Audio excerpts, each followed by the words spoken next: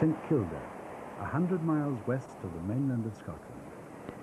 It's hard to imagine anywhere in the British Isles more grim and unfriendly to man than this group of rock stacks and islands in an Atlantic storm.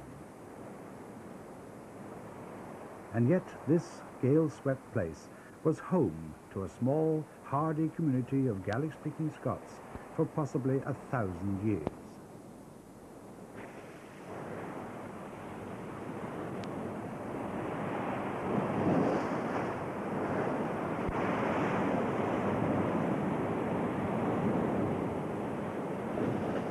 Atlantic grey seals are at home here in the surf that thunders through the caves, perfectly adapted to an environment that provides them with a rich diet of fish.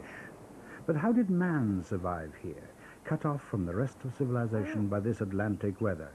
The answer was seabirds, millions of them, guillemots, razorbills, puffins, and most of all the fulmars. Until the middle of the 19th century, this was the only nesting place in the whole of Britain for fulmars, here on the grassy ledges of the highest sea cliffs in the United Kingdom.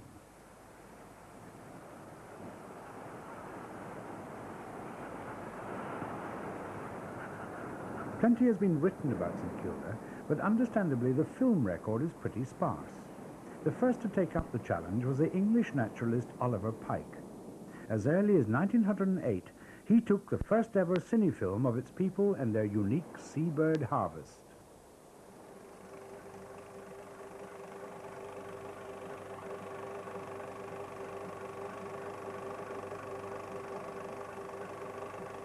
Oliver Pike's bulky 35mm cine camera captured some of the earliest wildlife movies ever taken in Scotland. He captioned this shot of the fulmar chick spitting defiance at the camera as the staple diet of the St Kildans. He recognized the significance of the seabirds as food and bird fowling as a key to survival. Watched by his dog from the top of the cliff, the fowler staked his life on his rope and went fishing for birds with rod and line.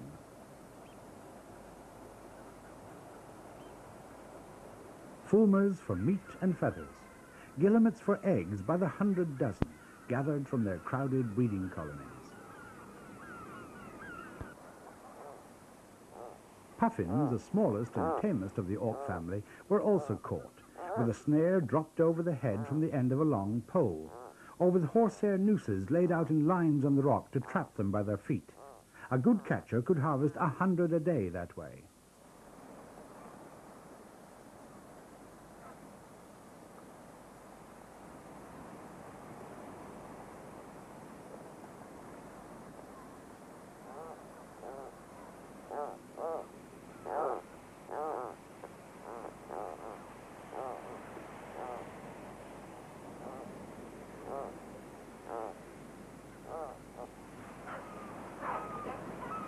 Fishing was always hazardous, and they seldom ventured far from the shelter of Village Bay.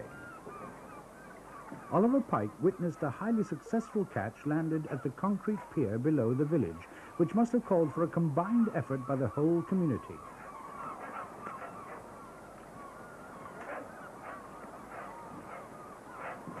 Accompanied as usual by hordes of dogs, the fishermen and their children hurry past the factor's store at the head of the pier on their way to help with the communal job of gutting and salting the catch down on the rocks.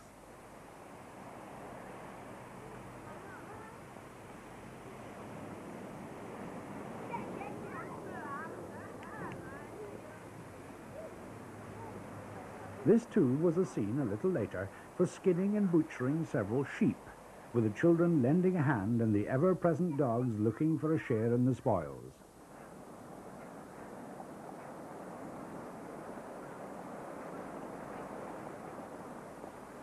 The women's workload must have been non-stop, but their living conditions were vastly improved by the cement-rendered Button Ben cottages built in 1860 by their laird, the MacLeod of Skye.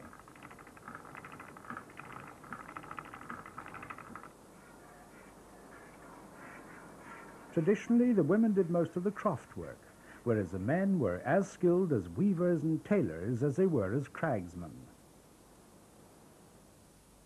What was Oliver Pike's secret in securing such unself-conscious shots of children and of this whole family helping the washerwoman down by the well? In fact, they had seen a camera before. 18 years earlier, in 1890, the schoolmaster and his pupils and many of the other islanders had been photographed by George Washington Wilson. He found the St. Kildans excellent subjects for his wonderful portraits, but he also took scenes like this view of the graveyard. One result of his photographs was publicity, which rapidly opened up the island to tourism with regular steamer trips from Glasgow. By the time Oliver Pike arrived in 1908, it seems that the men were practiced at demonstrating how they landed on the bird rock from a boat. But one suspects that this light-hearted performance took place somewhere in the safety of Village Bay. The real thing was often over-dramatized, but the method of landing on Stack Lee really was by throwing a rope over a hook at the base. And this, believe it or not, was the actual landing place. The ruin of the Factor's store was the result of a visit by a German U-boat in May 1918. Too late, a naval gun was supplied but never fired. After the war, a Pathé news story again shows cliff climbing. But don't we recognize some of Oliver Pike's original footage and the same Fowler as before as he makes his precarious way down for Guillemet's eggs? By the 1920s, the eggs were collected mostly to sell to tourists. But far from helping the island economy, the cash enabled them to buy tinned food, and so removed their primary incentive to go to the cliffs for their harvest of eggs or birds.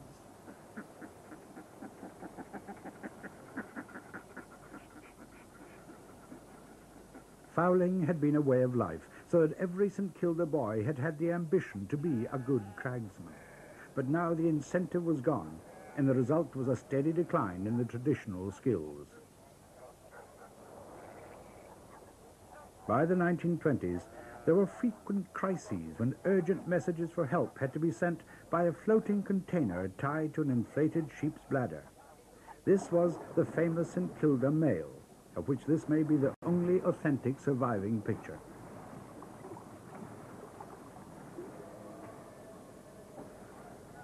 In 1923, for example, following a wet, stormy winter and the failure of the potato crop, the islanders were only saved from starvation by a chance visiting trawler which brought back word of the crisis. Help was therefore sent on the 20th of May 1923 by the SS Hebrides, the first tourist boat since the previous summer. And this whole episode was turned into a news-type silent film by Robello and Mann of Glasgow, who were among those on board at Glasgow docks as she left. By 1923, St. Kilda was news.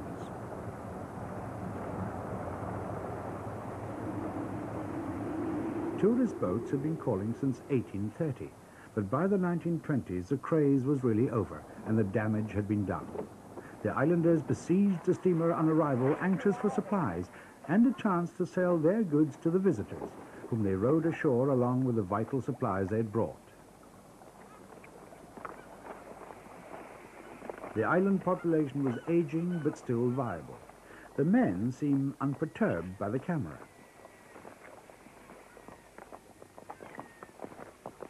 The women were different, and now that we know this caption is not true, we can see a dramatic change in their attitude to the camera. But is it just that they don't want to be peered at as Britain's most primitive community?